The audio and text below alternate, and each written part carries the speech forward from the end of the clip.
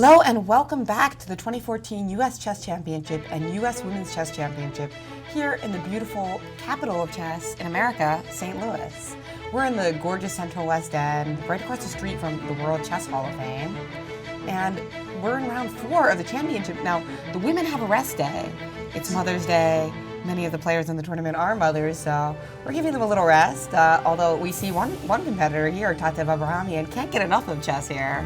She's already watching the championship with some of her friends and that take place. I'm Jennifer Shahadi. I'm with Grandmaster Yasser Sarawan, and we'll be with you for all day. All day? Yeah. The whole round. For round 4, we expect it to be very exciting. The women have been having lots of decisive games. Yes. The men have had lots of draws, so I think the men today are going to be taking over for the women. Yes. Making it crazy. Exactly. And let's take a look at the standings we have here for the U.S. Championship. Alexander Lenderman in the clear lead with 2.5 out of 3. Nobody would have expected that going into the tournament. Right behind him, we've got Timur Gurayev and Ray Robson with 2 out of 3. Our defending champion, Gadakamsky, yet to get a decisive score in this championship. He has 3 draws, 1.5 points. In the women, we have our perennial champions, our reigning 5-time champ Crush with 2.5, and we've got 4-time champion Anna Zatansky also with 2.5.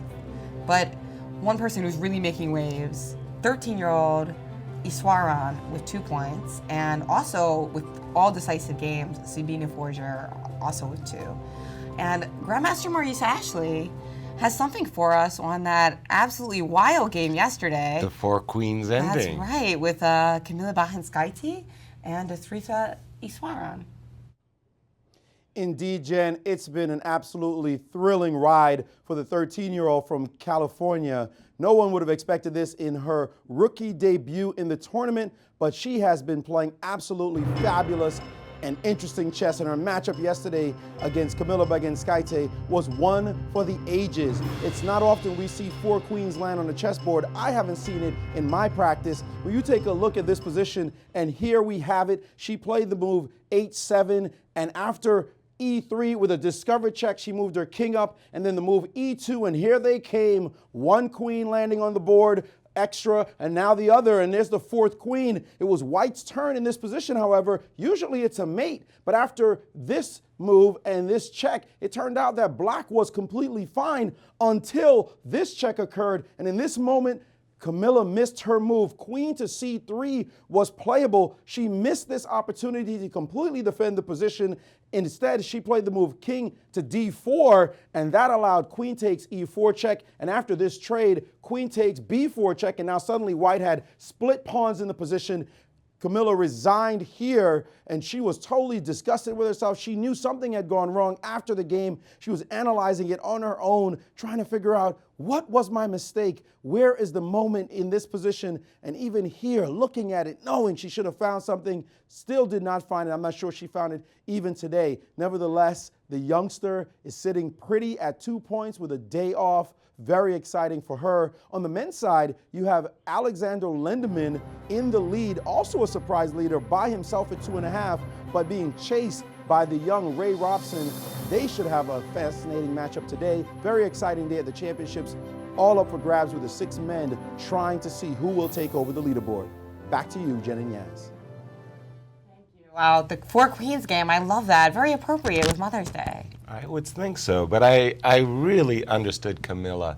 I mean, sometimes when you've had a devastating loss and you're just still in shock by what happened, the great turnaround just at the end there, and you know, she sits there and she tries to figure it out. That's what chess players do. Well, that's actually the mark of a champion, isn't it? You Absolutely. lost the game, and instead of whining or feeling sorry for yourself, you're still immersed in the chess. But chess figure out what's going on. Chess is about finding truth in the position, right? And she was trying to find the truth. And we do have moves in our Alexander Lenderman Ray Robson game, which we expect to be the critical game of the round. And you know, Lenderman, I looked at that game yesterday. I was really excited by it. I mean, he's been playing some good chess. Wow, but his preparation is really what stunned everybody. And you were, first of all, welcome back. Oh, I mean, I'm really, really happy to have you here, Jennifer, as the host. And yesterday, Lenderman's opening preparation as black against Alejandro Ramirez was devastating. Ramirez really never recovered out of that opening. And today, as we see, we have an English Well, you started with C4. C4, but it looks like he simply transposed after Ray's move because it seems that he's moved his d pawn. So you Let's might want see. to refresh your I'll board. bring it up. Yeah, so knight that's f6, kind d4. of interesting. So why do you think he played C4 if his intention was just to play D4 against knight F6? Because of course C4 gives black a lot of extra options, like Right, E5. E5 or C5. So- And so yes, you don't normally see this. C4 is a subtle move to try to transpose into a position you want. You know Ray's going to play a Grunfeld, perhaps, and so C4. The only thing I could think is, imagine that Ray wanted to play a Slav. Then you play C4 with the idea that in case of a Slav with C6, let me just show what I'm talking about. Right. That then You could play E4 or something? Right, exactly. You could transpose it. So, But that's not really considered the most testing against the Caro, is it? well, the Panov Botvinnik is still one of the sharp lines. So, Oh, right, you can transpose directly into the Panov after C6, D4, D5. Yeah, right, just okay. let me show what. In case, say that Ray Robson has two defenses: the Grunfeld, which you want to play against, and the Slav, which you don't. So, in case of C7, C6, trying to get into a Slav, perhaps Alex, our tournament leader, was thinking that he could transpose directly into a Panov Botvinnik, which is sharp. And so that's the only reason that you would play the English move order. But okay, so I have a question. Yes. Since I don't usually play these C4 moves, Sure. this is your area. C4, knight S6, D4, right? Right. That's what actually happened. So Indeed. what happens if black plays C6 now? C6 now. Okay, so you could still. Is in there some this difference case, here? Yes, you got black to commit the knight to f6, so you can avoid a notaboom variation and some other variations where the knight is not necessarily committed. But then you're right, if you still wanted to get into a Slav, you could get it, but you've committed knight f6. That's super subtle. Right. So it seems like that to me it's just a little odd because it seems that what you're giving up, the chance for your opponent to play E5 is greater than the real kind of like minuscule things you might be getting. But perhaps Lenderman actually wanted to play C4 E5. There Maybe you that's go. part of it. So That's a good point. And Ray did go for his primary defense, G6, ready to fianchetto's bishop play a Grunfeld, G3 by white. You're a Grunfeld player. You're not very happy when your opponent's playing G3. You want to play the mainline Grunfelds, which really occur from the move order. Knight C3 and D5 and other. I guess, although I always kind of felt like the fianchetto wasn't like that unpleasant to play against. As long, there's like some nice options for active play for black here too. So I think that this will be an interesting game, and we've got Without question. a number. The Grunfeld's always exciting, right? Sure. We've got a number of exciting openings this round, actually, things that we might not have expected. All right. Gata Kamsky is playing against Ehrenberg, and he played the Trompowsky. Yeah. So, Wow. He's been known to play London systems, things that are kind of offbeat in theory, but usually you see that bishop coming to f4, not to g5. For sure. The Trompowsky, d4, d5, and what White does is he brings this bishop out very early, this move, bishop g5. He's basically, what White is saying is when you bring your knight to f6, White has the opportunity, rather, of capturing and doubling the pawns.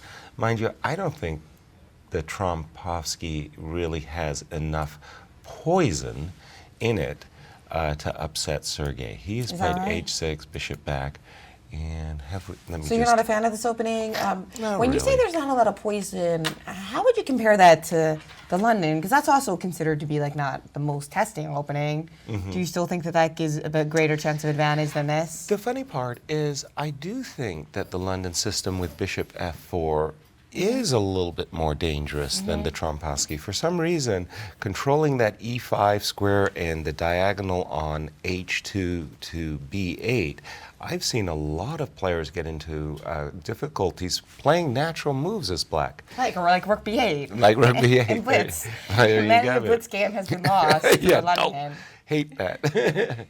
So the London system. London, just in case people don't know the name of that one. Okay. Let's show how that goes. So in the game, Gata has developed his bishop from c1 to g5, as we'll see in the game later. The London system, basically the idea is to put the bishop not on the g5 diagonal attacking the queen, but a little bit more subtly on the f4 square going down the diagonal h2 to b8. The reason why the bishop, in my opinion, actually has more is more effective on the f4 square is there are a number of times that this knight can jump out to b5. There are, let's just play a few moves. So after, say, knight f3, knight f6, knight f6, knight f3, let's just imagine a move, for example, like bishop f5.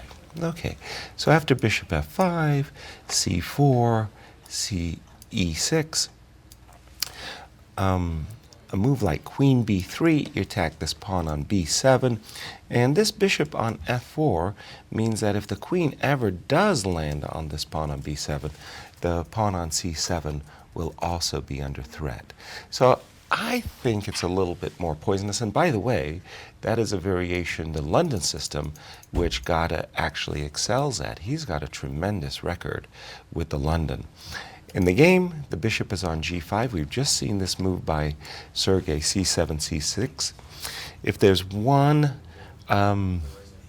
negative, if you will, about the Trompowsky, is when the bishop, obviously when the bishop is on c1, the pawn on b2 is defended. This move c7, c6 is setting up for a quick queen development. Queen could come down here to b3 to try to harass this pawn on b2. And that was what Sergei's move c7, c6 is all about. And it's already got Gata thinking, how is he going to deal with that potential threat? Shall we go around the horn and see what's happening in the other games? We've also got some exciting opening news in the Gareev game. All right. Timur Gareev won yesterday against Daniel Naroditsky to bring himself up into second place. And I believe we have the Janusz Gambit. Okay, e4, e5, knight f3, knight c6, bishop b5. We have the Ruy Lopez, one of the oldest gambits in the world. And we have this move f7, f5. Very sharp defense by black. Black is offering to gambit the pawn on f5. One of the things about the Janusz Gambit is the very sharp variations require a great deal of study. And if you as white are surprised by this gambit idea of f5, you're almost likely just to avoid those sharp lines that occur from captures or from d4 to play the move d2, d3. The strange thing about d2, d3, by the way, is after captures, knight f6, as we've seen, Timur, black in this case, is getting a pretty easy defense opening. And one of the great experts today is Grandmaster Timur Rajabov from Azerbaijan, who has used this defense as black to good effect. So anybody out there who wants to learn about this gambit, just study the games of Timur Rajabov and you'll be in great shape. And let me just see if white has moved, if we have an update. Indeed, the last move was castles, always a good idea. Your priority in the opening is to control the center, get effective squares for your pieces, and a safe king. So with the move castles, white tucks his king behind this nice shield of pawns, and Timur plays the move bishop c5, developing his bishop and preparing to castle with his king to And the that's king right. side. I mean, usually white will try to avoid that by playing something like queen d3 or queen e2 here. Right. So that castles will be met by queen c4 check. Right, exactly, Jen. Queen d3 is a standard move in this position, so the idea is don't play castles, because with this move queen c4 you get a double attack, check to black's king, and you pick up this bishop on c5. So black usually has to play the move d7, d6 in order to protect his bishop before castling. And Mac to play, we think he'll probably play the move queen d3. And let me just continue our look around the horn. Let's see our next game that I'll bring up on our screen. Oops, sorry, we just looked at that game. That was between, I typed in the wrong number. What do we have here? Alex Onishuk, again, one of the pre-tournament favorites. Like other players in the tournament, he's getting off to a slow start. He's made 3 consecutive draws. He's playing against Sam Shanklin, Sam Black. This appears to be a Slav defense. Let's see it from the start. We have d4 by Onishuk, as expected, and we do have a Slav. Though both grandmasters will be very, very familiar with this defense, as it's one of the most popular, one of the oldest defenses in chess. A2, A4, just a quick brief explanation about this move. Black has just captured a pawn on c4, and he's looking to keep it. He wants to play the move b7, b5, protecting that pawn on a4, and white has played the move a2, a4, just to prevent black from playing b5. All of this is well-known opening play. e3, bishop takes, all of these moves. These are the most popular opening moves by both sides. e4, bishop g6, bishop d3. The reason behind this little retreat is now in this particular position, this pawn on e4 is vulnerable to a bishop capture c3, followed by capturing the pawn on e4.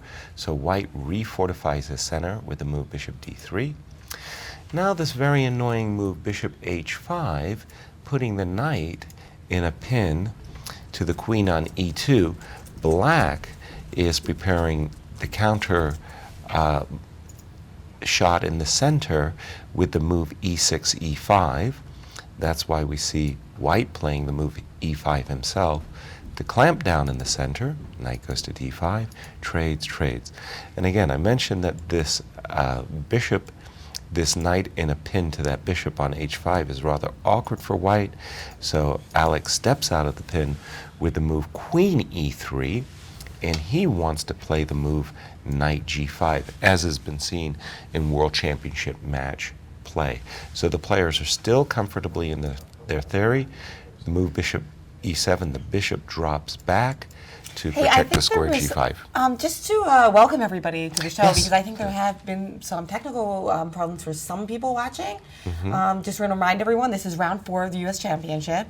Our big game is between Robson and Lenderman. Lenderman's leading the event, and the women are off today. Yeah, they have a And, free day. Yeah, happy Mother's Day to all of you out Everyone. there. Yeah, absolutely. And happy Mother's Day, Mom, as well. Aww. And yeah, my biggest fan, my wife Yvette, she had sent me an email that she sometimes got booted off the server, but she's been following the action. So hello, Yvette. Well, she likes you, so it must be good. Yeah, my biggest mean- fan, right? Okay, so it's all right. So bishop e7 to cover the square g5. It's a very solid position. The only open file in the position is the C file. This is oops, my arrow's terrible. This is often where players will bring their rooks as quickly as possible to the C file to control the open file. That's So right. very balanced position going on there. Well, let's go back to our Lenderman-Robson game for those of us who are just tuning in. All right. So we have our tournament leader, Alex Lenderman, playing white against Ray.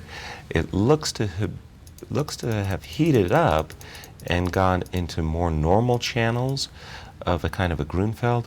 White has fianchettoed his bishop, and Ray just played the move d5, cd, knight d5, e4, classical control of the center by white with pawns on e4 and d4. It's called the classical pawn duo for a reason, by the way.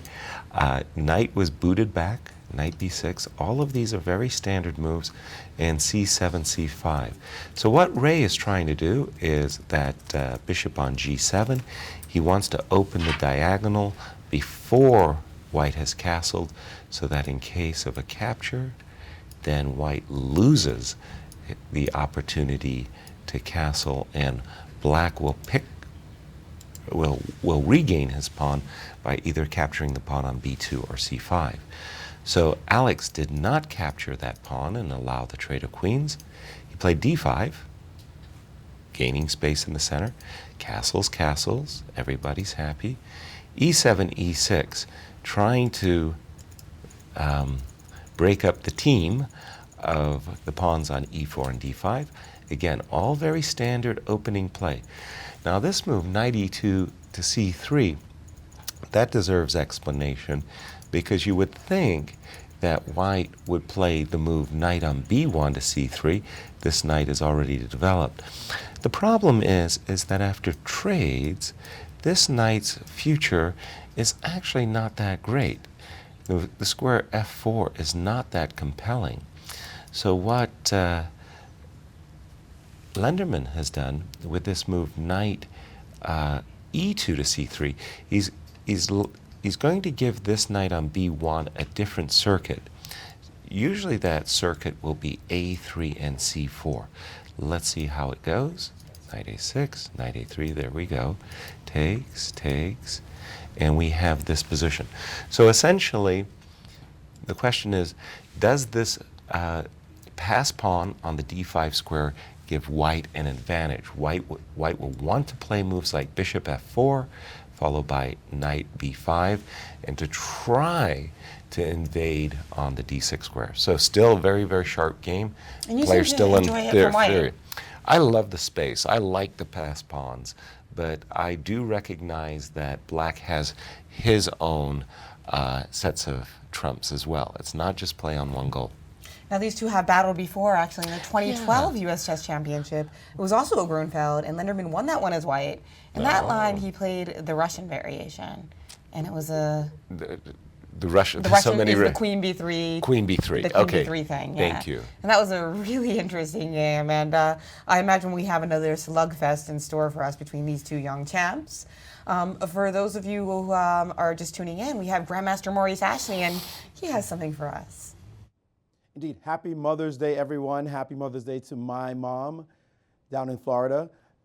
So we have a position in the game you guys just showed with Lenderman playing against Robson where the knights are funky. I mean, Yasser, you just glossed over those knights going on the rim as if it's standard fare. We teach our students to put their knights in the middle of the board, and yet grandmasters are casually putting their knights wherever they like, particularly on the side. Of course, there's always specific reasons for that. And the knight's one of my favorite pieces, so paradoxical, this piece. And I'd like to show you the game between Naroditsky and Ramirez, how it's proceeding. And that has some counterintuitive moves as well. A French defense starting here, a Tarish variation, and this move, knight gf3. And now after this trade in the middle, knight takes d4, knight to f6, and now this trade, queen coming to the center of the board, attacking the knight on d4. And now check this out, knight b5, a sweet little royal fork there being threatened. And black played the move, knight a6, a la Robson in the other position, guarding this c7 square. That move was now followed immediately by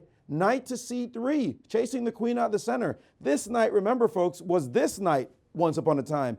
It's danced across the board and it's replaced its brethren on this natural c3 square. We're going to imagine maybe one day this knight's going to end up on f3 and they're going to say, well, nothing changed. It was all standard. But look at the next move as well. The queen under attack, and now the move queen to d8.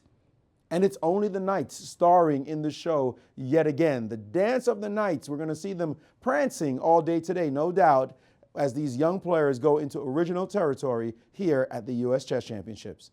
Back to you guys. Prancing knights, I like that. I like that. One of my favorite pieces as well.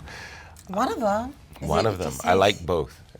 I like to have two knights. I thought you were more of a bishop person. Yeah, given my choice over a large number of positions, the majority of the time the bishops will be the better piece. But you know what? I think the knights really make chess magical. That's true. You know, because they, a knight can do the royal fork of winning a king and a queen, and they can just move. They can jump over pieces, and no other piece has the qualities of the knights. And Yeah, that there's so makes many them great wonderful. combinations with the knight, right? Right. Yeah. And it's nice that the rules of the knight have stayed the same. So you can look at ancient chess problems with the rook and the knight, and they follow our same rules. Right. Whereas the bishop and the queen, by contrast, have changed a lot. Right. In fact, the queen used to be the weakest piece on the board. Right. It could only Just move one like a square snail, diagonally. Right. So that must have been a really different game, very difficult to execute checkmates. When the French introduced the new powers of the queen in the 15th century, it was called the Mad Queen. The mad woman's chess game. There you go. So some little historical tidbits, I think, in Right. honor of Mother's Day. Now the queen is appropriately the most powerful piece in the board, like it should be. Appropriately. Okay. I'll just let that slide. Okay. Very good. And on Mother's Day, you got to give me. And we do have an interview with Rex Sinquefield from yesterday. Some of you might not have caught that. He is, of course, the founder here of the St. Louis Chess Club. And it was a brilliant interview. The hilarity, of course, was that when he was interviewed, that was the moment we had a transmission problem. So the joke was that Rex broke the system. But it was a great interview, and it will be coming out. Yeah, tune in. Thanks, Yaz. It's my pleasure to welcome Rex to the show. Thank you. Rex, this tournament is something special. I mean, we come to St. Louis every year, and we really enjoy it. Has it lived up to your expectations so far this year? Oh, except for one game in the first round, this one is really good. There's, as Grandmaster Maurice Ashley likes to say, there's a lot of blood on the floor in this one. Indeed, this round has been quite exciting, and we won't talk too much about that first round game between numbers 1 and 2 in the tournament. What should we expect to see in St. Louis in the near future?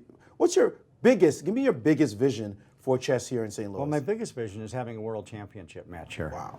And the greatest vision of all, of course, would to see you play in it. That would be quite a vision.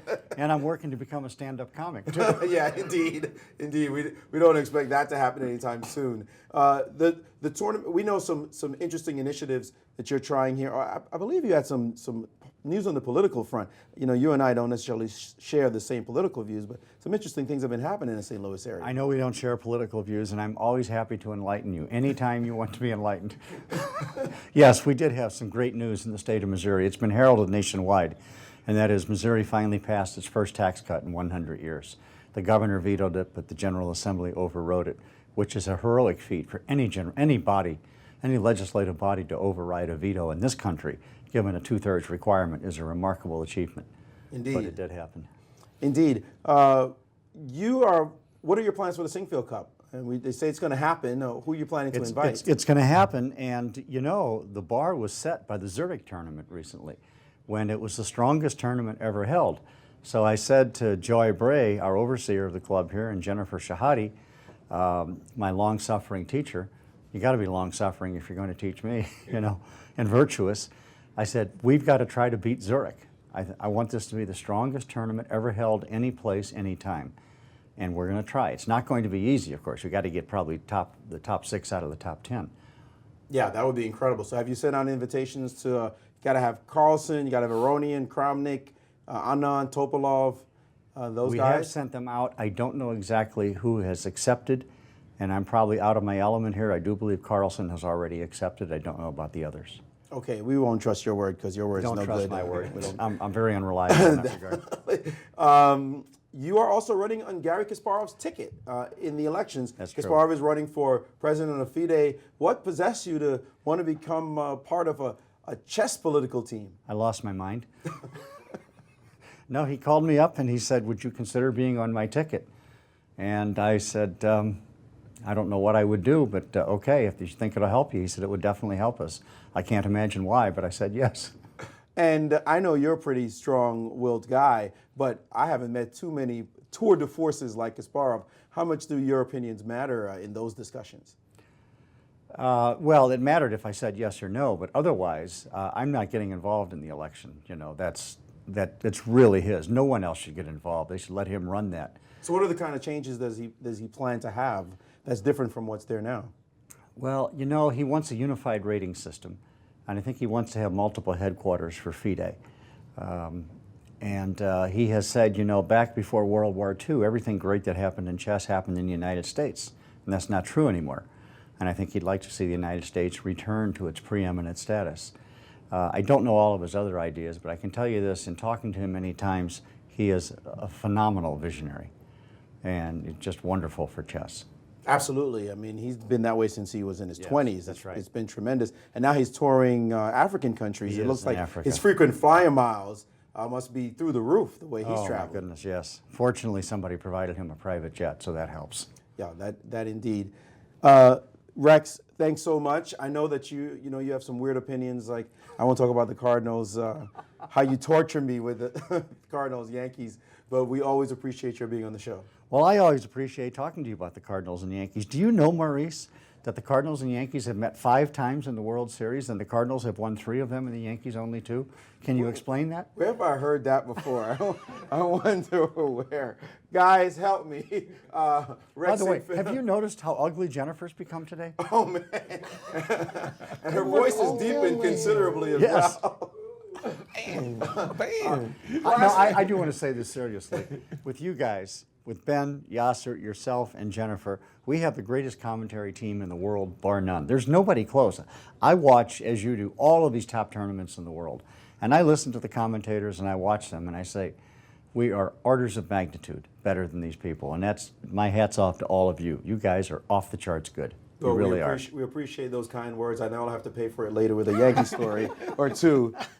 Rex Sinquefield, always a great interview. Thanks so much for joining us. Thank you so much. Wow, that was one heck of an interview. It was wonderful. For And- those of you who have been asking me, ever since I talked about the Sinquefield Cup and how it's coming back, people have been asking me for more details. There were a couple of details revealed there in that interview. Right. He mentioned that it's going to start on August 27th. 7th. In August. Yeah. And he also said that we are almost certainly going to have Magnus Carlsen, and that's what he said in the interview, and hopefully we can match that with reality. Right. One of the problems we're currently having, of course, is that Magnus is going to be playing a World Championship match later this year with Vichy.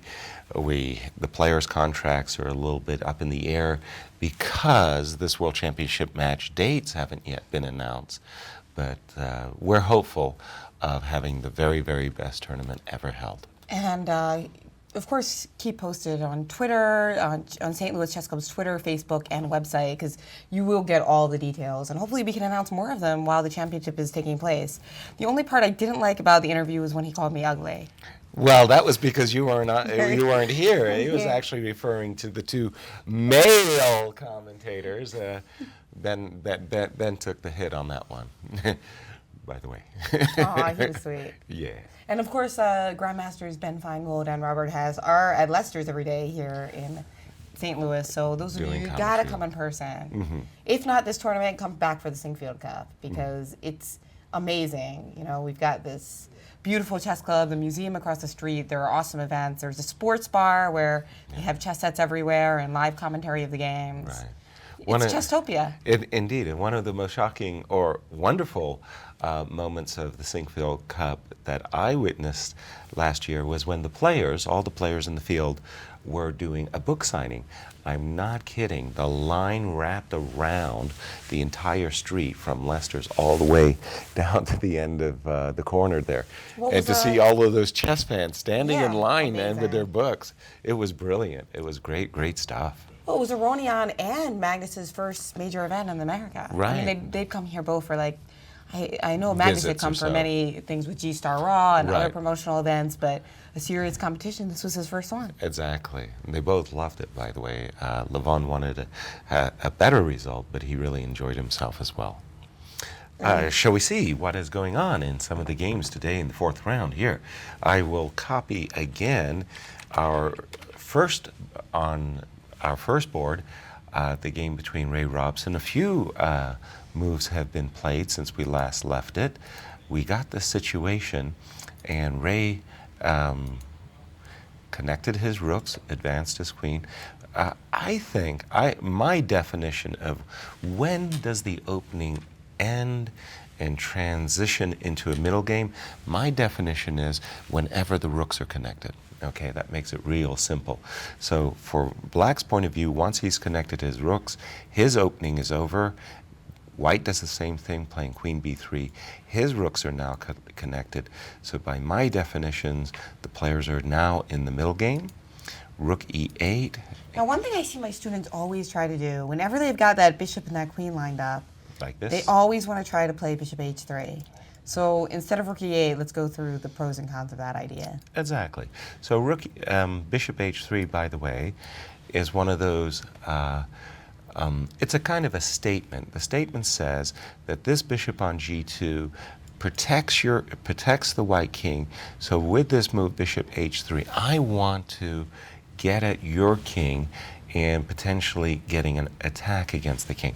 The question is this bishop really that good? Because the pawn is still on d5. So let's say I would play a move like rook d1. Let's say you would trade, and now you've got to deal with the issue of how are you going to keep that pawn on d5 blockaded. The one reason why Ray may not have wanted to develop bishops, trade bishops, pardon me, he did play the move rook e8, but while we were watching Rex's interview, Maurice was posing the question, what about bishop d3?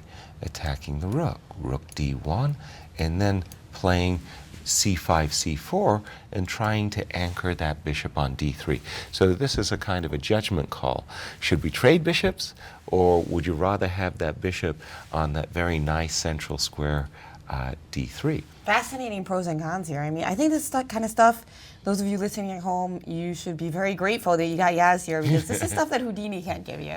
Yeah. The bishop h3, you're not going to get an answer about the value of trading those bishops from your computer engine. And I noticed that the lower rated the player, the more they just really want to trade pieces. Right. So that's why it's, and here it doesn't look like it's a terrible idea. No, not at all. But it's interesting because normally it would be a 5-star idea. The bishop is the only defender of the king there. Exactly. But I like your point about how it's actually not that strong because the white pawn on d5 kind of blocks its the scope. bishop. Yeah. And we've got Grandmaster Ashley with some more thoughts on this critical game here. Indeed, Jen, a very unusual position, but actually it's a typical position for theory. I checked the databases, and this game has been seen quite a lot on the black side. We've seen Belyavsky playing against Fiddler playing the black pieces, and we know those are two top players. Well, this position, in my database at least, I was not able to find Robson's next move, rook f to e8. This is a new variation. It looks like, anyway, a novelty, and we saw that Lenderman spent some time on this position before playing his next move, which was to bring the rook to d1, preventing this bishop from going into d3, which has been played a couple of times before. So we'll see whether or not this move, this wrinkle with rook to e8, rook f to e8, is an improvement over the standard line here, at least what has been seen. I mean, that's what chess is about, is making your own moves every once in a while. But we saw Robson playing this specific move, eyeballing this bishop, but not clear that it's the best move in the position. We'll see as the game unfolds. I'd like to point out from this diagram, there's interesting issue about these knights. Take a look at the knights on this rim. You get this knight on a6 in the Jacobi and Friedel game. We see this knight on a6 in the Naroditsky-Ramirez game, and another knight on a6 in Lenderman-Robson. It might be a new rule. The queen's knight goes to a6, right? Maybe, yes. What do you think about that one? Check this out also in the Kamsky-Ehrenberg game, the knight going to e7 instead of going on the natural f6 square. So very odd moves being played in a lot of games. One game I'd like to point out, actually, there are a couple of games you might want to take a look at. This move a3, we saw the weird hop of the knights, the queen dropping back, and now Naroditsky has played the move a3, stopping a bishop or a knight from going to the b4 square. Another one of those weird moves you say, don't play those moves. I tell my student, don't don't play those moves, but grandmasters are very specific to the strategy in each given position and will play unorthodox moves like this one in order to prevent specific ideas from happening. Another board I'd like to point out that was very strange to me is this game, a decision made by Onishuk in this exact position. Here, with his queen ahead of his bishop already, he played the move knight to g5, threatening on h7 and allowing this trade so that he could get the two bishops away from his opponent. This looks like a bad trade at first after the move bishop to g6, because this trade would leave black with a great knight against a not so good bishop bucking up against these pawns. But Onishuk had a very specific point. He refused to trade, and now he attacked this knight, and suddenly there's some funny business with the knight, bishop able to go into e7, and then some pressure along this diagonal. So really interesting play, nuanced play happening now at the championships. Original stuff. It seems like there's some exciting games afoot. Back to you, Jen and Yas. Hey, we're all on the screen at the same time. Awesome. I remember the World Championship match between Kramnik and Anand played in Bonn in 2008. That they got this position of the Slav defense that Maurice was just showing. And Anand really squeezing Kramnik with the two bishops. And Vladimir was very uncomfortable in some of those games. So Onishuk trying to get his first decisive game first win under his belt, seems to have gotten the type of position anyway, he wanted. So I'm going to give him the edge in terms of opening preparation between those two experienced grandmasters. I've also brought up on my screen the game between Akobian and Josh Friedel. We haven't paid too close attention to that game. And again, Maurice talking about the misplaced knights on the edge of the board. Let's see how this game unfolded from the start. It was also a queen pawn opening. These two have played a lot of games, and surprisingly, the lower rated player has the positive score. They've played in a lot of opens. Okay. Las Vegas, Foxwoods, Chicago. All over. And yeah, Friedel has gotten the best of him. He has Really? 4, I think, decisive results, and Okobi only had 2. Wow, I wouldn't have guessed that one at all. So Josh played this move, bishop b4 check, what we call the Bogo Indian. White has 3 main ideas of blocking the check, either by moving his knight to c3 or to e2. The main line traditionally has been bishop d2. I've played the Bogo Indian from both sides, and bishop d2 usually is the key move in my own games. Blocked with a knight, castles, a2, a3, putting the question to the bishop. Do you intend to capture my knight, yes or no? The answer was a no. Josh dropped back with his bishop. And now the most challenging variation goes e2, e4. Akobian played it a little bit slower. This is small ball, so to speak. e2, Borrowing a e3. poker term. Yeah, there you go. c7, c5, a natural move for black to try to counterattack in the center. Captures on c5, and now what white is hoping if that black isn't unthinkingly recaptures the pawn at once, then after the move b2, b4, the bishop drops back. White has this nice edge on the queen side, these advanced pawns. Practice has shown that white has the advantage in this position. So Josh played a very crafty move I like a lot, a7, a5. So he's trying to snap that pawn up with the knight instead. Exactly, while simultaneously slowing down the move b2, b4. Now what's very key, it's funny, this move b2, b3 looks like, oh, I'm doing nothing special, I'll just play bishop b2. But I was just wondering, after knight a6, can white be super crafty and say, well, did you consider the move b3, b4?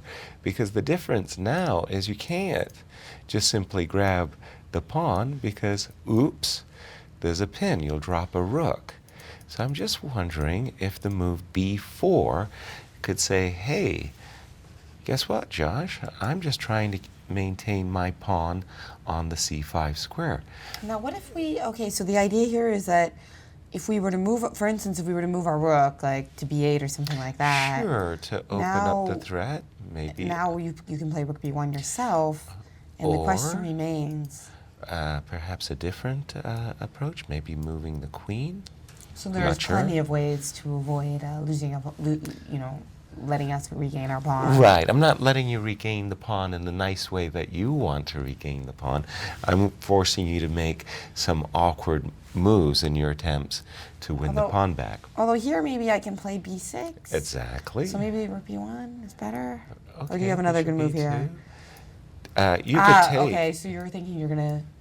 I was thinking that, You're going to play a b5 move and you like your game here. Well, I'm not saying 100% I like my game. The knight might either be very good on the outpost b4 or it might actually be poorly placed.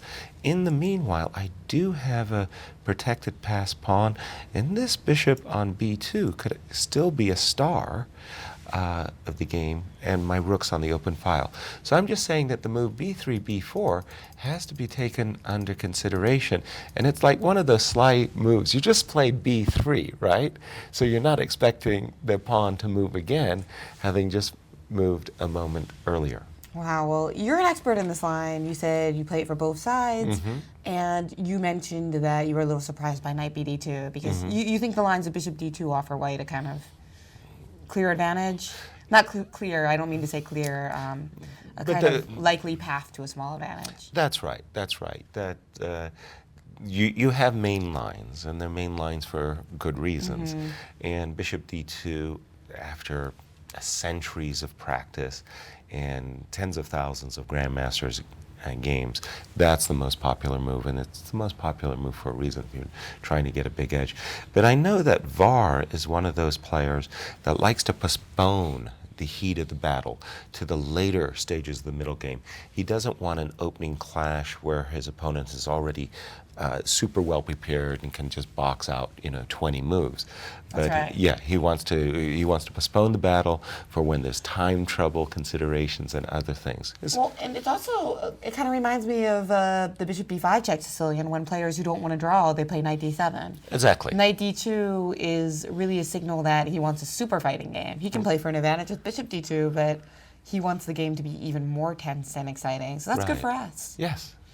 We do have some viewer questions. If you want to participate in the show, go to hashtag US Chess Champs, and we do have a membership on offer by one of our sponsors here, chess.com. So Diamond memberships. yeah, keep us coming with the questions. We got some good remarks already. Here's one question that we have. I should also point out that we've got Kids Day here at the St. Louis Chess Club. Oh, is it? So on Sundays normally they have great kids classes, and the kids came in this morning as well, and they submitted some questions for the broadcast.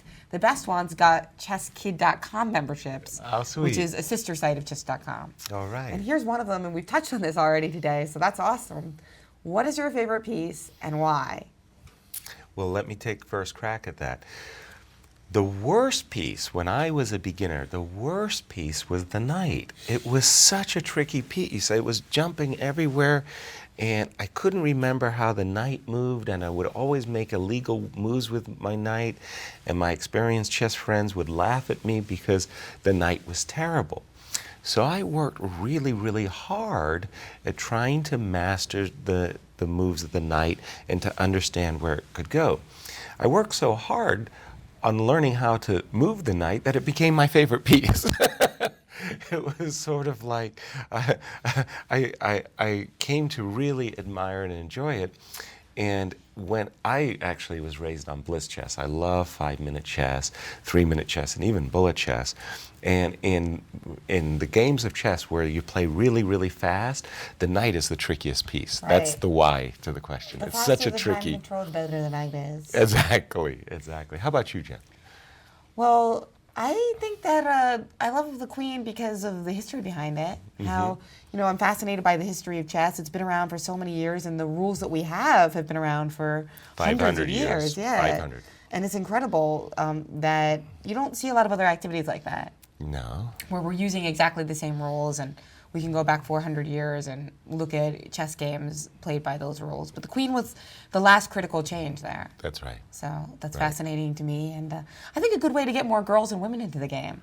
By In fact, making the queen the most powerful piece? that's right. I mean, we've got, well, just in general, like when you tell girls that the queen is the most powerful piece, I think they like that. Yeah, that's You know, true. When you tell a group of girls who think that they mostly see boys playing, Mm-hmm. you explain this to them, they really like that. they get excited. And One Maurice. more- we actually have one more quick question from our audience. Oh, sure. I wanted to get Oh, Maurice on that what's too. the fewest number of moves you've ever won in? The least amount of moves, from Tristan. Boy, most of my games have gone pretty long. I wouldn't be surprised if I once won a game in 12 moves, so I'm not checkmating in 2 and 3 and 4. But most of my games, it takes me a dozen moves before I really have won. Let's put it that way.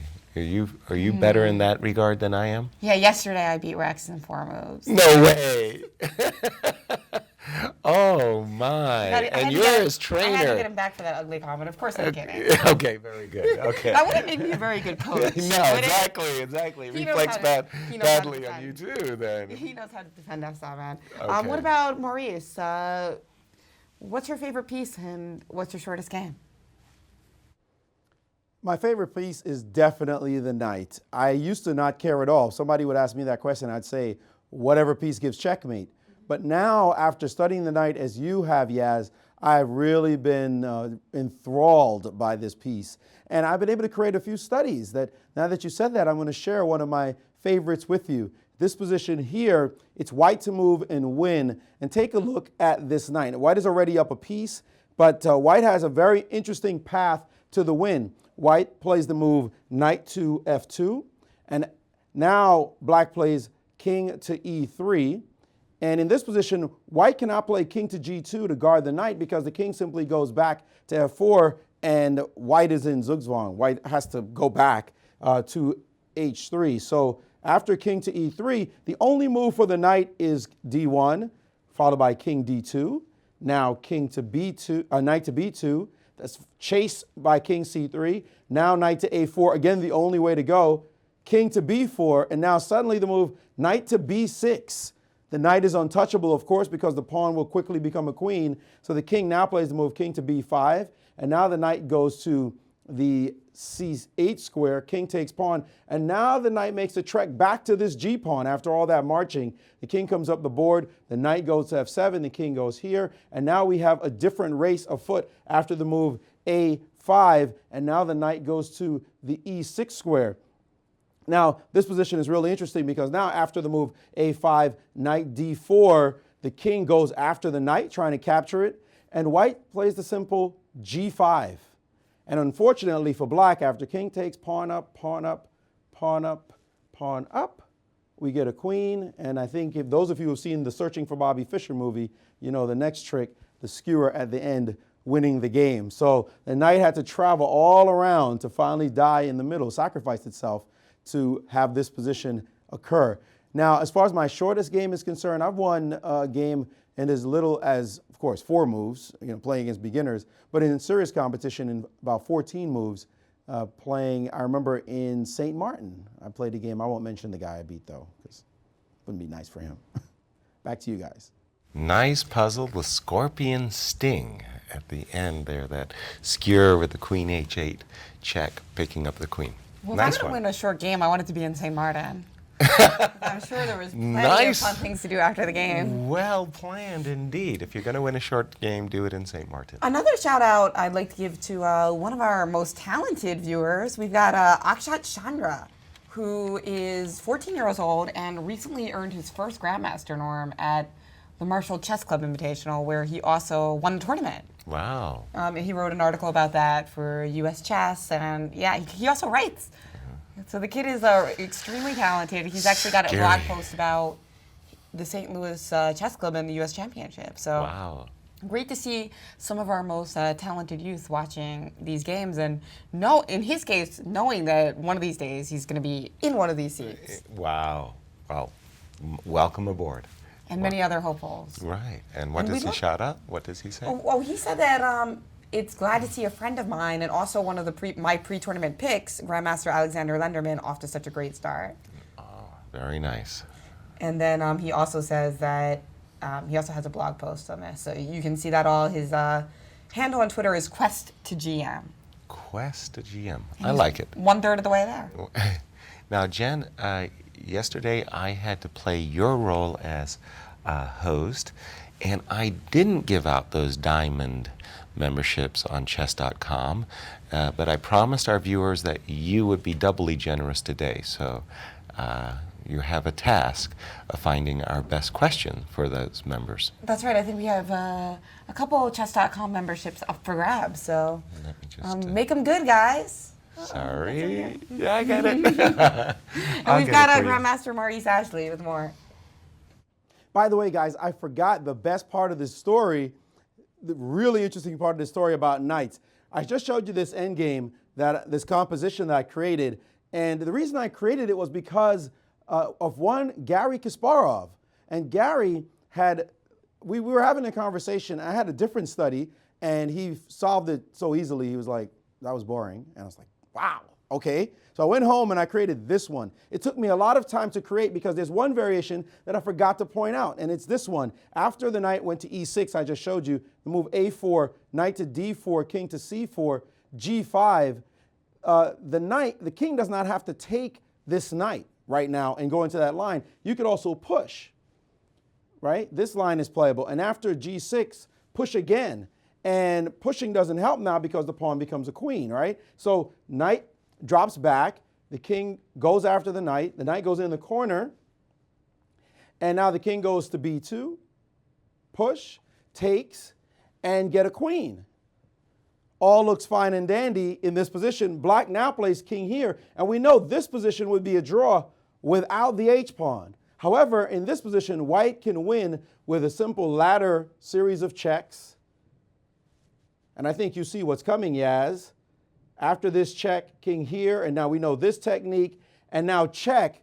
The king has to go into the corner to be stalemated, and right at this moment, white plays king to g4, h3, queen c2, and after h2, 27 moves long, it's mate.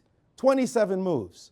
Great end game. It took me about 3 hours to figure out this study. I was really proud of it. I presented it over the phone. I was talking to former world champion Garry Kasparov about other business, and I said, oh, I improved my ending. And he said, and in his head, he said, so what's the position? And I tell him the beginning position, the initial position, which was here, before knight f2. And we were on the phone. I told him, and now I'm proud of myself. He sat there, he said, give me a second, and he waited, and it was literally about 10 seconds, and I'm smiling to myself, before he said, oh, that's really nice. At the end, you play, not this line, he said, oh, at the end you play king g4, this move. He said, oh, that's really nice. At the end you play king g4, and then you mate. That's pretty. And this is 10 seconds later. And I was like, wow, okay. That's why they call him the monster that sees all.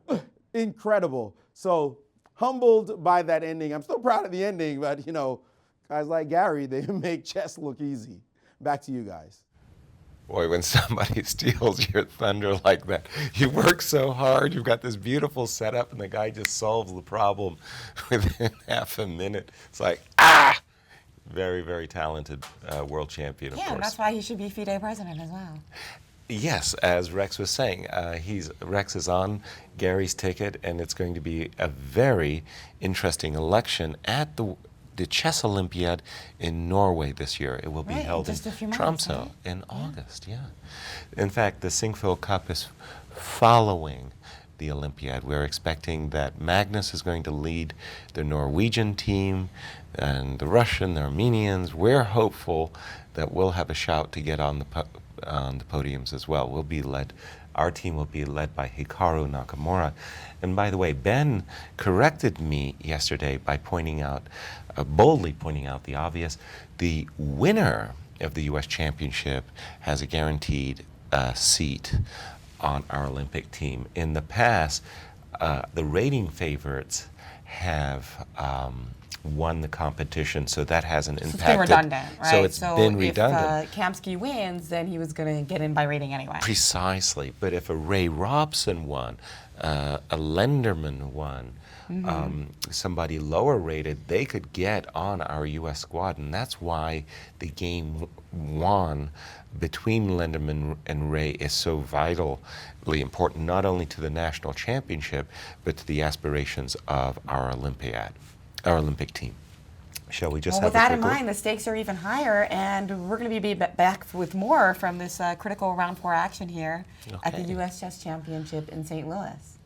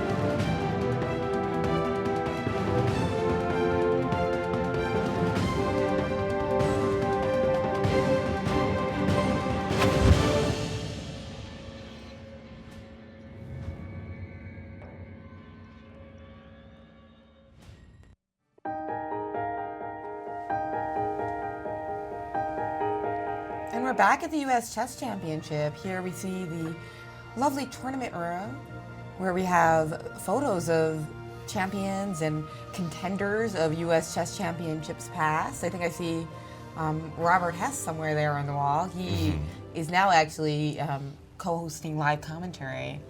Lester's right next next door. door at Lester's. Keeping him really busy with Yale and with the sports quotient, but remaining a bit active, trying maybe to get back into it and blessing us with his commentary here. Exactly, and I'm hopeful that Robert or Ben, who are doing the live commentary at Lester's next door, will actually come by and give us some insights as to what they've been following. It's really an exciting weekend for chess because in addition to the U.S. Chess Championship, we've got the Elementary Nationals going on in Dallas right now. You mentioned that as we were coming on air, and some extraordinary thing is going on there at Dallas. Well, there's actually a 6th grade girl, and Emily Nguyen, and she is leading the K6 Open section. So For boys and girls. Exactly. So it's nice that you see a girl With, with a perfect 5-0 score. that's the incredible thing. 5 wins, perfect. Wow. So that's why we always refer to the U.S. Women's Championship and the U.S. Championship, because there have been a lot of championships where we have had a couple of women contending. Absolutely. And they're certainly open to playing it. Right.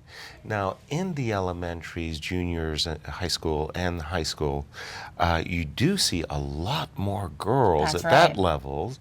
And then suddenly it's by the time they go to the university, college, and start a young career, a lot more, the percentages are incredibly high in the terms of the numbers of girls that drop out of playing competitive chess. And that's one of the reasons I think that we don't see more women in the Open Championship here, just because the numbers change so dramatically. When you're in elementary school, I go to those elementary school championships, and it's almost 50-50 in terms of boys and girls. But by the time they get to, let's say, the end of their college, the number of women competing goes way down. But you have more insights on those numbers than I do. That's true. I don't think it's quite 50-50, but I do think that it's getting better and better, closer and closer to that. And I like to see the girls at the very top boards too. Yeah, of course. That's nice. Emily and then Jennifer Yu last week, a couple weeks ago in the junior high school, got 6.5 out of 7, but unfortunately she drew her first game, so she never actually got to play the person who got 7. Isn't that crazy to get 6.5 out of 7 and not be the winner or the co-winner? Yeah, playing for the championship Bizarre. itself. Wow. But she's because I always prided myself in being the highest rated Jennifer, so she's coming like up that. for me. There you go. out. You're the best Jennifer ever, Jennifer.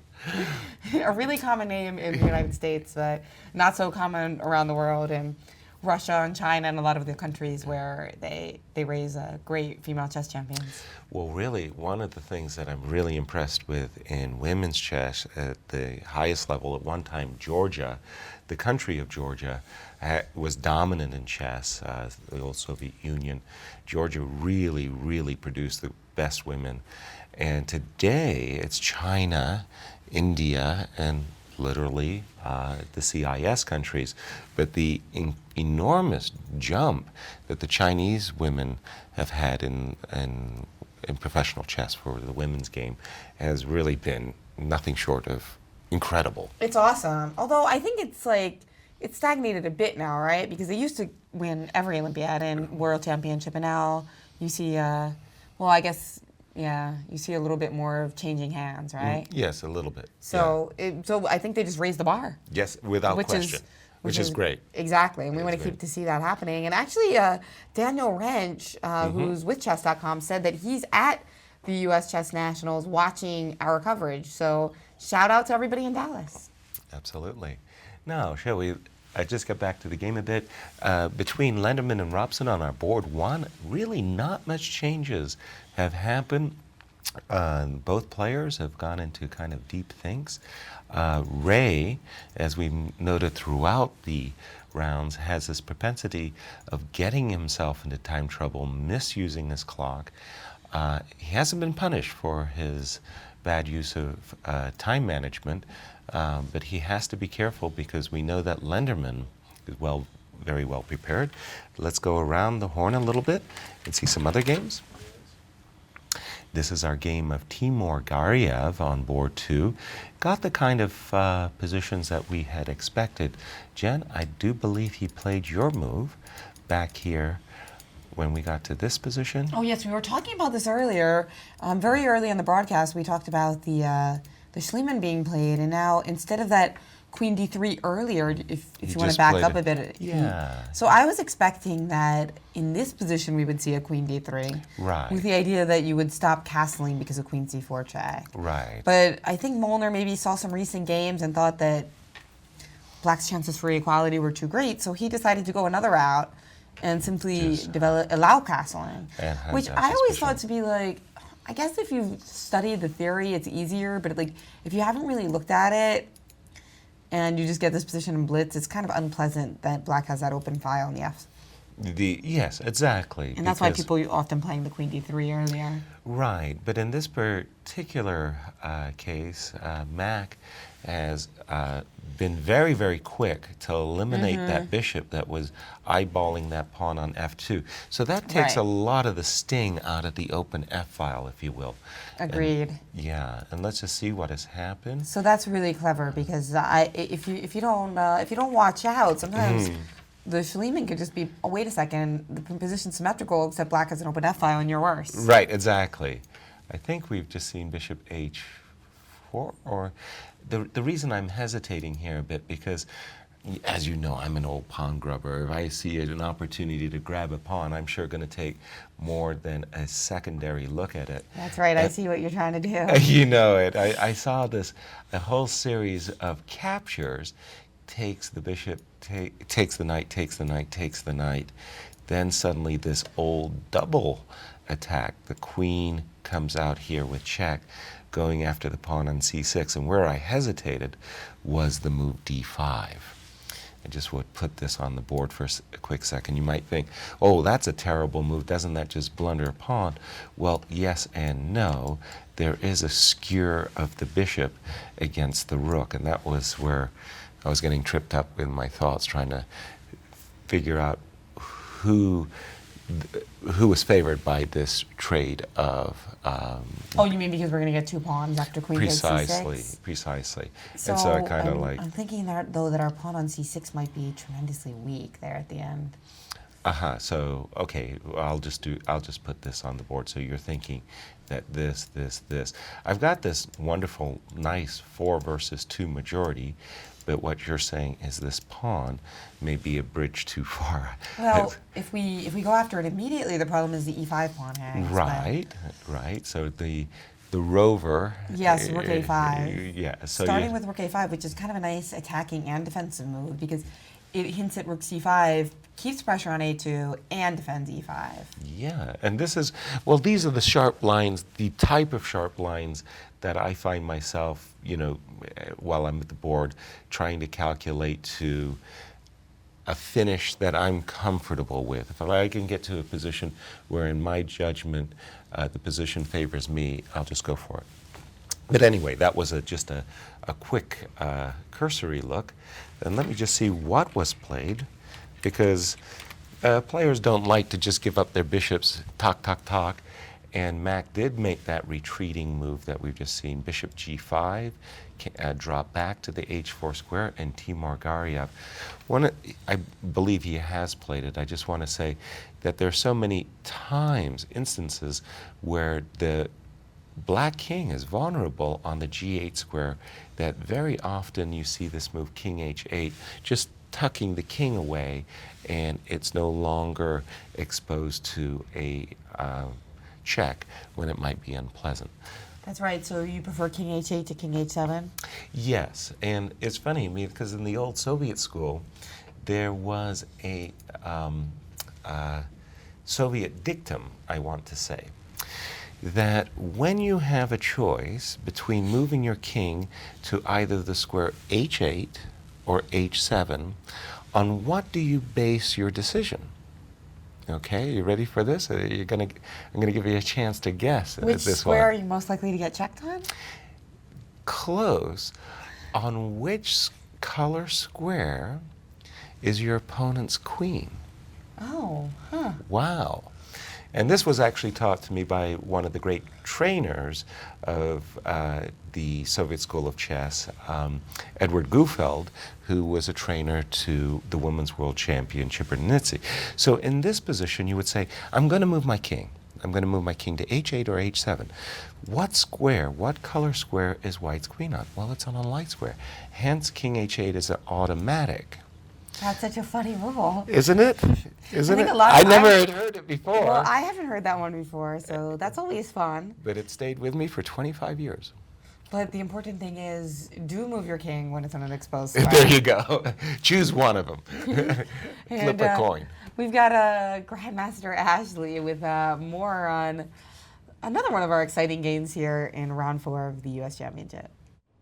Well, that's a weird rule. I never heard it before, Yaz, and I'm going to try to get it out of my head so I can actually think about what to do in the position instead of following some archaic rule. But in this position, we're in the more modern age where there's some modern practices afoot, and you can tell the influence of the computer on the computer generation. If you take a look at this position again, after e takes d5, queen takes d5, we saw the move knight to b5. Of course, that knight was under attack, threatening this fork. We saw the knight go to a6, the side of the board defending against a fork. That same knight moving yet again to c3, a queen dropping all the way back to the d8 square, and then the unusual move a3. I mean, it just looks silly. You see this move, you say, what is the point of that? It's to stop a bishop here, a knight here? I don't get it. Well, it turns out it's Houdini's first choice. Why? Because of the next move, bishop to e7, is now met by the super strange queen to f3. We say keep your queen back in the opening. Queen to f3, threatening of all things, if you castled in this moment, wondering what the queen is there for, bishop takes knight, oops, and all of a sudden, you just lost a rook. Bad idea. So queen f3 has a very concrete threat to take this knight on the a6 square, forcing black to respond. And now black has to make a good move, Another unusual move here, the move knight d5 would be Houdini's first choice, safe and sound. Instead, Ramirez, maybe not having seen this a3 move before, played the move knight to c5. According to Houdini, white's already better. Needs to just play the move knight to c4, another knight move. How many times will these knights move in the game? And now preparing after the natural castles to play bishop to f4. And look at that, the black queen is suddenly caged somehow. Her rook is heading to d1, and this is a very tricky, annoying position for black to play, not having seen it before. Now, Ramirez is kind of unlucky that he's facing these youngsters who are coming up with novelties. We saw yesterday Lenderman played a very nice game against him. We should probably take a look at that game at some point. I'll bring it up later in the broadcast. Lenderman played a nice novelty, a strange move, and poor Ramirez was blown off the board from the get-go, and now we see the move knight c4 has landed on the board. Naroditsky playing this novelty with the strange a3 and queen f3. The computer has changed everything, and we're seeing strange but original and interesting chess all at the same time here at these championships. Back to you guys. That's a perfect setup for an insult that Tigran Petrosian labeled against my generation. He called my generation of chess players children of the informator. In other words, there was a series of chess books that my generation treated as a kind of a Bible, and we studied the novelties and the games of that tool. And today, we have the children of the computer. That's hilarious. Yeah, everybody's a technophobe, right? Right. Except the kids. Things just cycle, you know. I love that story. Yeah, and Daniel, who I've actually had a training session or two with, I know that he really enjoys using the computer as an analytical tool. And poor Alejandro Ramirez may have just fallen into one of many of the novelties that Daniel prepares, because he's a hard worker. He really does spend a good deal of his time using the computer and using it as a great analysis weapon. Maurice, if you'd like to follow up on the nice point that you just brought up, please do. Indeed, yes, I made a mistake because I looked at the board, I realized the move order is different. Even though Houdini does say knight c4 is its first choice, Daniel played its second choice, the move b4 in this position. So he in fact played this move. I'd seen his knight on c4 and thought he had played that move first, but he played b4, chasing the knight off of the square. And now take a look at that knight. Remember, it was once on b8, it went to a6, it goes to c5, and now it's back on d7. Does this make any sense? And now the move knight to c4 has been played. So this is the position we're looking at. Kind of surprising that Naroditsky didn't play the move knight to c4 immediately, which was Houdini's first choice.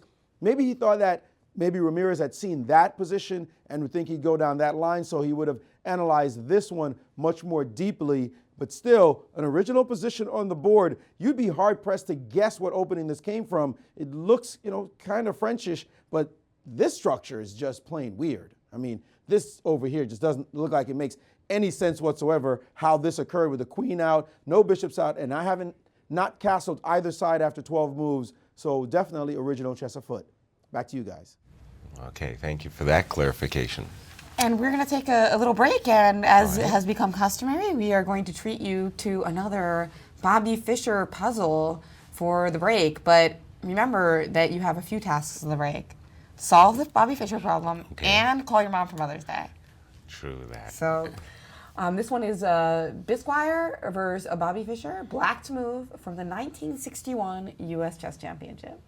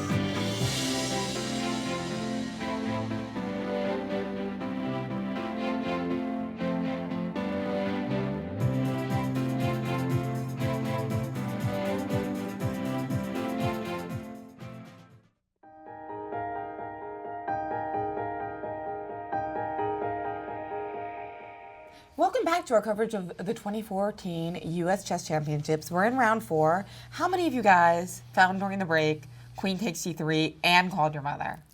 Well, a gold star for you. Exactly. And we are going to have a Grandmaster Maurice Ashley explain why this queen sacrifice does the legendary Grandmaster Arthur Bisquire in. Well, Jen, certainly Bisquire thought he had some possibilities here after he played the move rook to d1. A little cutesy move. The knight is pinned, so therefore you can't take because you'll lose your queen. What he didn't know is that Fischer didn't mind losing his queen. Sacking a queen was simple for Fischer. In fact, the game of the century, dubbed by Hans Kamach as the game of the century that Fischer played against Donald Byrne, was one of those queen sacrifices. This one was just a simple one.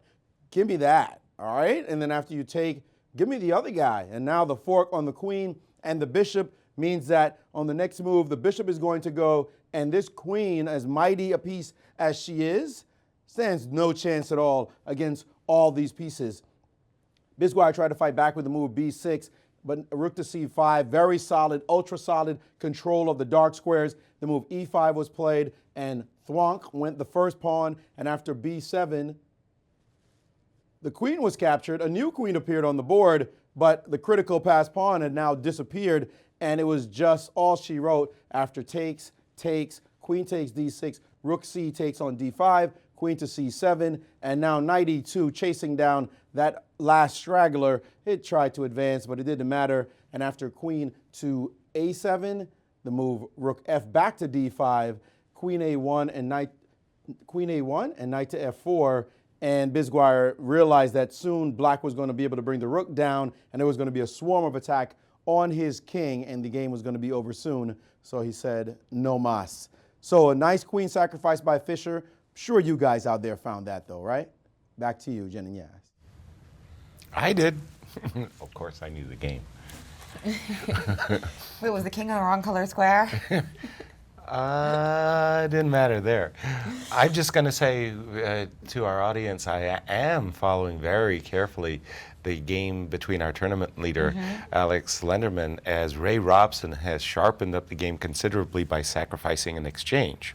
Very exciting. And in fact, that game that I referred to earlier in the broadcast, that Russian defense, also featured an exchange sack by Robson. So a lot of symmetry going on here in the Lenderman-Robson battle. So it shows how that exchange got sacked. Okay, so just going back a few moves, Ray had played what Maurice had described as this novelty, this move rook on f8 to e8 in the database. That move had not been seen. Lenderman played what looked like the normal move, rook on f1 to d1, getting behind his pass pawn, and bang, out came this exchange sacrifice. Rook takes e3, lopping off the bishop. The rook was recaptured, and then the move knight on a6 to b4, trying to use some of these light squares over here on d3 and c2. Lenderman blocked the diagonal of that bishop. Remember earlier we were having this discussion of whether or not black should try to trade the light square bishop with bishop h3. Ray has kept the bishop, but now with this move knight e4, this pawn on c5 is under attack, and I think, I'm not sure exactly what Ray has in mind, but I think what he has in mind is to capture this knight and to try to play on the dark squares based upon this move rook e8. We'll see whether in that line of play is indeed what Ray is intending, but a very sharp position on our top board, the battle really heating up in this game, Jen. Well, suppose in this position, the bishop moves, kind of has to, right? Right. I mean, sure, the bishop's under attack, so let's drop the bishop Let's back. move to a light square. Yeah. That's a rule about that too with bishops. Right, right. I heard this one. I never quite thought of it before. A bishop is a prisoner to only 32 squares on the chessboard. Prisoner to 32 squares. I thought that was an interesting way of putting it. Yeah, I guess you could look at it glass half full or glass half empty. It's also free to explore 32. Exactly. And we've got here. So what about Bishop H6, for instance? Right. Just Exactly. kind of hitting on that pawn. Right. Now that's the. Now, would White be able to just advance with E4? Right. That would be the question to advance with the move E4. I think what Ray wants to do actually is somehow exploit this diagonal, either with a move such as Queen A4. Okay, trying to set up for the possibility of a trays and a captures, or something which looks kind of strange, putting your knight way over here on A4, trying to exploit the fact that this knight may get itself a little bit stuck. Just to continue the line for a quick second, rook comes to D2 to defend I really want the you pawn. to move that rook off the D file so I can do the cheapo rook E3 and bishop D4. Exactly. Yeah. Here, the move bishop H3, H6 has more possibility. But I was thinking that this is a very deep exchange sacrifice indeed if Ray had intended to play in such a fashion of simply advancing his pawns on the queen side. That's right. We would love to play these C4 lines, but our knight isn't take, so you're saying B5 and then A5. 2, 3 kind of a quiet moves, and you get a crazy position.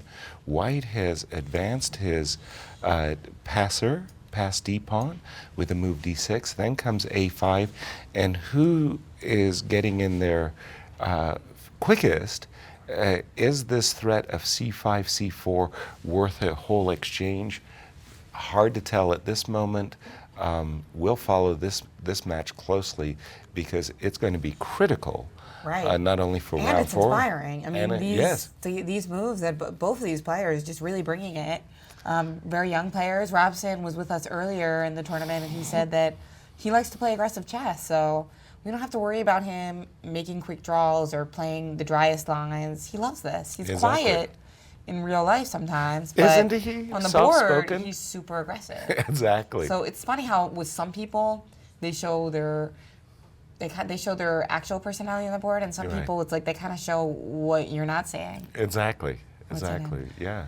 So we've mentioned Mother's Day a few times today, and today we're graced to have a mother from the U.S. Championship, not the one playing the Women's Championship, but actually a mother of a great talent in the U.S. Championship, Daniel Naroditsky. We've mentioned Naroditsky's awesome accomplishments before, that he was accepted to Stanford, and he also has a Stanford scholarship, and he's written 2 books, and he's a grandmaster, and he's in the U.S. Championship. No doubt that there were some supportive parents behind that. Absolutely. And And Lena has been traveled with her son all over the world, and she's here to tell us what's it like having a prodigy in the family. With fantastic hair, I might mention. Okay. Thanks, Jen. Well, we have with us Alena Naroditsky, the mother of Daniel Naroditsky in the tournament. Happy Mother's Day, first of all. Thank you. So when did you know you had your hands full with a boy genius? I mean, how old was he, and what were the signs? At first, it wasn't a sign of a genius. At first, it was just an interest in chess at about 6.5 or 7. But then it progressed pretty fast. And when did you see it? When did you know, like, you had when he started something? winning local tournaments, and then state tournaments, and then nationals, and then all the scholastics that he went to, and then it progressed pretty fast. And then in about a year, we started to realize that, oh, we need a coach. Indeed. I'm sure you're not a grandmaster player yourself. So. No, I have never played a game in my life. That must be odd, all the attention he's gotten, and seeing him write books. I mean, that's Yes, pretty incredible. He started writing a first book when he was 12. Wow. But the first question we heard about it was, he said, well, how do you publish a book? That was the question. So we thought that, okay, we will have to self-publish something he writes.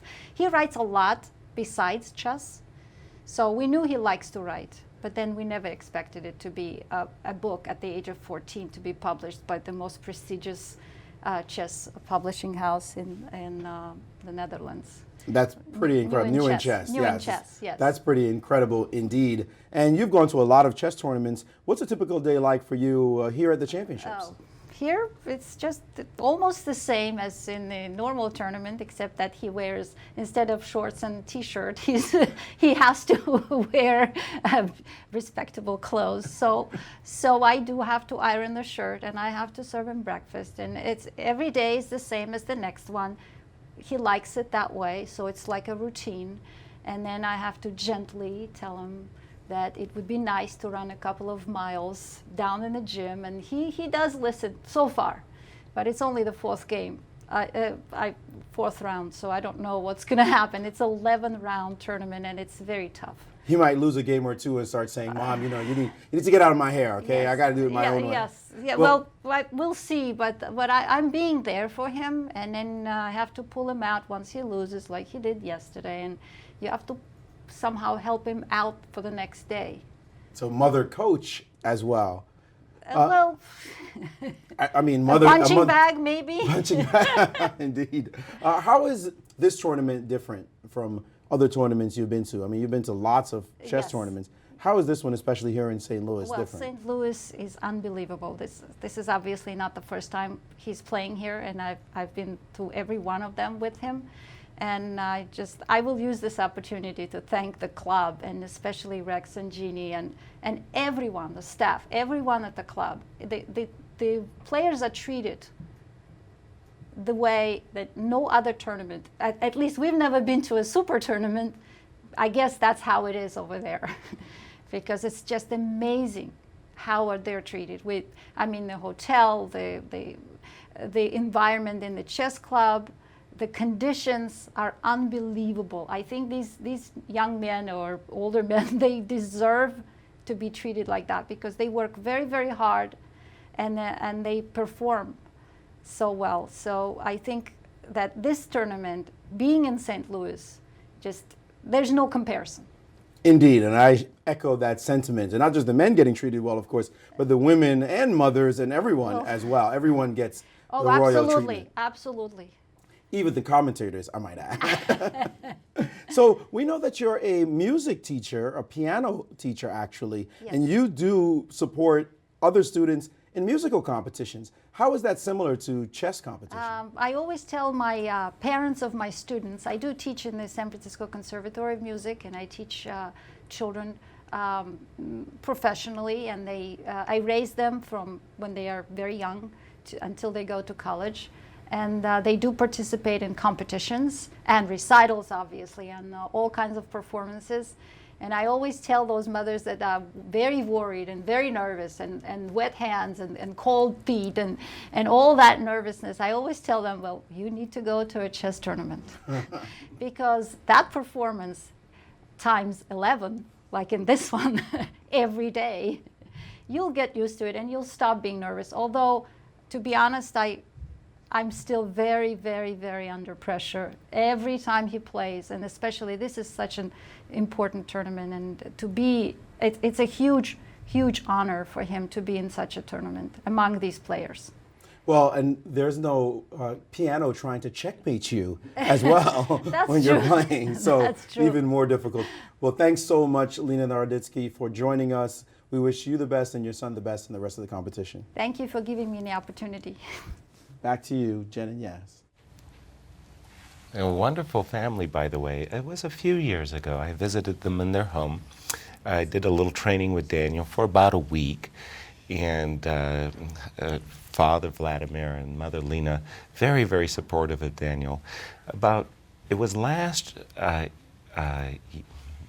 year at the U.S. Open, I swear, Daniel grew a half a foot. I looked at my shoes because I thought I was standing in a hole because he had grown so much. He's really, really developed admirably, and I'm fingers crossed for his success in his second championship, by the way.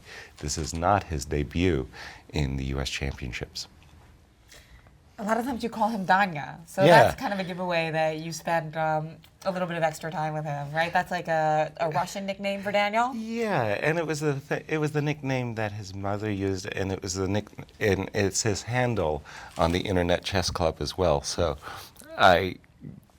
it's an it's an endearing name. I like it a lot. My brother's name is Daniel too, so it helps me differentiate between them. Well, we have a couple of other interesting games going on. You want to take a look at Mona Sure. Graev? One other thing that interested me in the interview was that Lena is so interested in music, and of course, Rex and Jeannie in particular, are so involved in music initiatives. So it does seem that there's this relationship between chess and music, that a lot of people are interested in both, or that it favors a similar type of mind. I think that chess and music have so much in common, and we do see in the world of chess this combination of music oftentimes is synchronized. It's somehow, I think of, for example, Vasily Smyslov, or for example, Lajos Portish from Hungary, two really legendary players. Both are actually great singers as well. Sorry, but you had mentioned that the Game 2, some exciting things are going on this here. was a game that we kind of always had our eye on because it was a Schliemann, right? Right. And I think we last looked at it around here. And you were Right. thinking about pawn grabbing. Exactly. And Gariev had played the move Queen E8 to just prevent those pawn grabbing ideas that we had looked at a moment ago. This knight on F3 is not doing anything super special, so Mac played the move Knight D2, trying to figure out a better circuit for the knight. For example, it might seem, oops, my arrows have been terrible, a whole competition of trying to get to a more favorable square like the D5 or maybe even the F5 outpost, so he played the move Knight D2. Similarly, Timur said, the knight on F6 is not doing anything. How about if I skedaddle over here? The F4 is an excellent outpost for a black knight, as we very well know. Bishop dropped back to G3, suggesting that white is ready to trade. Bishop came out to E6, bishop back to C4, queen at F7. And again, I actually like black's pawn structure very much in these positions. And I think black has not only equalized, but given the choice of which side I might prefer, I'd probably go for Timur's position, actually. Interesting. Yeah, I think that's one of the issues. That's with a Schliemann, that actually, if white doesn't prove something, black sometimes gets a really nice position. As so we the have onus is kind seen. of on white to Do show some something. kind of tactical thing before you get to consolidate your king position. And that's why I'll go back to move 4 or 5, whatever it is. This move D2, D3 really doesn't put pressure on the black player, and that's why you've got to go into those sharper lines. But to go into those sharper lines, you've got to have done the preparation and have the confidence that you've worked harder than your opponent. Or if you are going to play D3, I think that queen D3 move, preventing castling, is pretty helpful. Like, Yeah, I kinda believe Magnus crucial. Carlsen has played that before, so a lot of very strong players have. And this opening preparation, not quite working, but certainly far from over. Oh, without question. It's still all to play for. All results are possible, of course. And so, I'm sorry, I did want to go back to that game on our feature table between Ray Robson and our tournament leader, Alex Lenderman. Ray has come up, mixed it up with an exchange sacrifice. We left it about these parts, takes knight b4, knight e4, and Ray said, no, I'm genuinely worried about this pawn on e4. Let me capture it, which he did. Knight takes, queen e7. And so Ray is saying, I'm satisfied that I've got this great bishop on g7, even though I'm an exchange down. Ray is eyeballing this pawn on e3. If he can capture that pawn as well, then he'll have a pawn and bishop for the exchange. Very sharp position. I'm still not sure how I would assess this one. Super messy, just like their last Grunfeld game. Exactly. That's why we like to see the Grunfeld. You're going to have a pitch battle for sure. So we're missing the women today because they have usually a free play day? such exciting chess. But they have a free day today, and So Grandmaster Maurice Ashley is going to go over that thriller from yesterday. Okay. So that is between the young Iswaran, who has 2 out of 3 in the women's championship, and she played against Kamila Bahenskaite. Indeed, Jen, we had a battle of the youngest and the oldest in that competition yesterday. Young Ashritha Iswaran against Kamila Bahenskaite, and surprisingly, the youngster pulled it out in her very first championship, having already won a game and then losing now in a critical matchup with Bahenskaite. She got this position, offering a trade of queens on the board, and her opponent played the move queen to d5, threatening a discover check. And what happened here is she ignored it. She played 8-7, and now we saw the pawn go forward with a check, king up, and that pawn now trying to become a queen. And we got the unusual situation of seeing 4 queens, count them, 4 of them on the chessboard with white to move. You would have thought that this would be a devastating, easy win for white, but it turns out that there is no mate. No series of checks actually does anything at all. And here, after this move, in time pressure, both sides, Iswaran played queen b3 check, and it was critical right at this moment with seconds on her clock for Bahenskaite to play the move queen to c3. In fact, she missed this move. This move would have saved her. And she thought that maybe this check would have been too dangerous, but this king move with check, counter check, actually, to the king would have been just fine for black, if not winning. So in this position here, after queen to b3, she missed that move, played king to d4, queen takes queen check, and after queen takes on e4, actually I should point out that she could not play, sorry about that, that she could not play king takes because of this skewer. So instead she played queen takes on e4, and then after queen takes b4 check, the queens are going to be traded, the pawns too far separated made it an absolutely easy win for white. Kamila Bahenskaite was devastated after the game, and she sat at the board trying to figure out, where had I gone wrong? Where had I gone wrong? You see her here sitting, and after this check saying, what is it? What did I miss? I'm sure by now she knows exactly what she missed, but she lost a full point in that battle to the youngster who was all smiles yesterday in the interview. She couldn't even speak afterwards and was happy to get a rest day and enjoy it with her mom, who had just arrived. What a gift for Mother's Day to win a big game here at the U.S. Women's Championship. Back to you, Jen and Yaz. Yeah, pretty awesome to see that. It was, But and poor especially in Camilla, real time. I Mother's Day know. for her, too. I That's not much of know. a present. True. But it's true. a mark of a champion that even after losing such a disappointing game, she's more focused on the chess than the disappointment. You know, she's like, what did I do wrong? Not, I'm so upset that I lost to this lowest rated player in the field.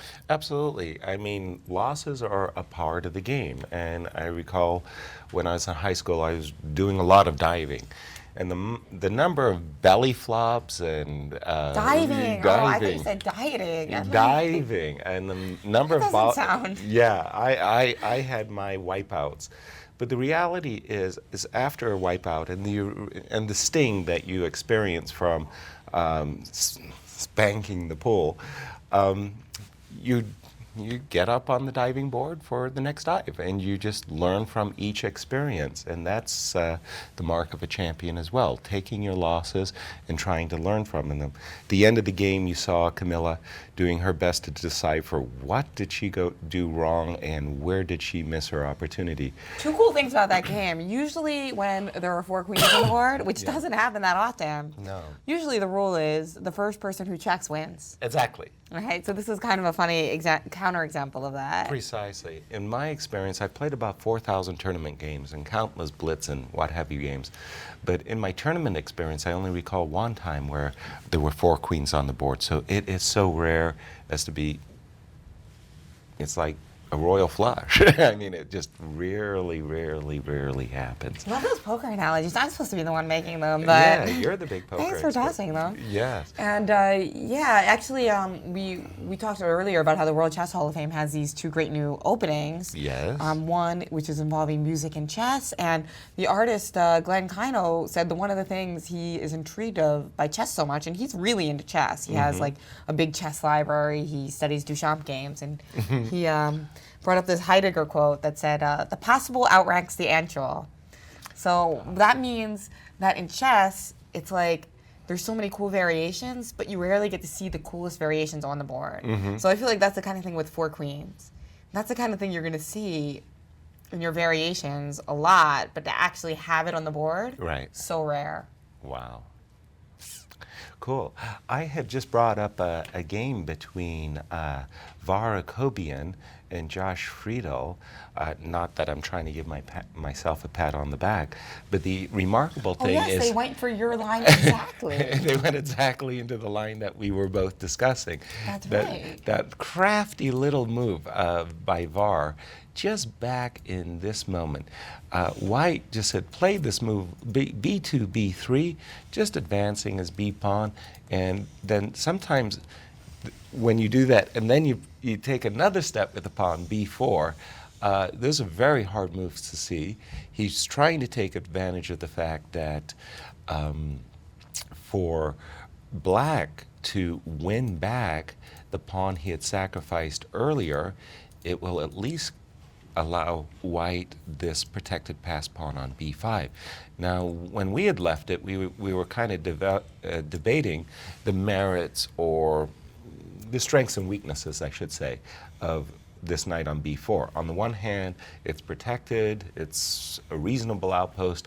On the other hand, there's a possibility that this knight may remain out of the game Right, for a because it long doesn't have while. any retreats where. So. Exactly.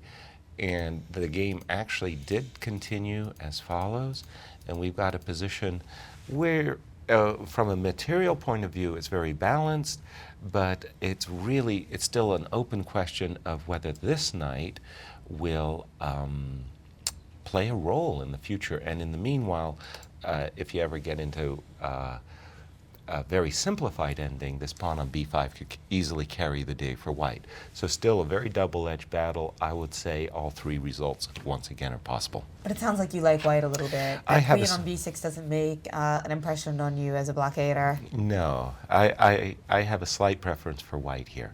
Nothing special.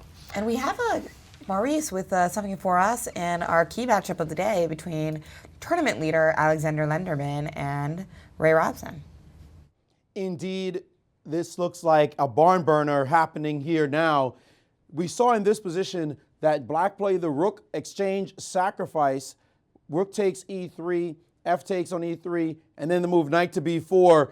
Black pieces starting to encroach on white's position. White played knight to e4, centralizing his knight, and this piece looking so strong, the computer thought best to just kill it now, just take it now and play the position after that with a knight to a4, a line that you looked at, Yaz.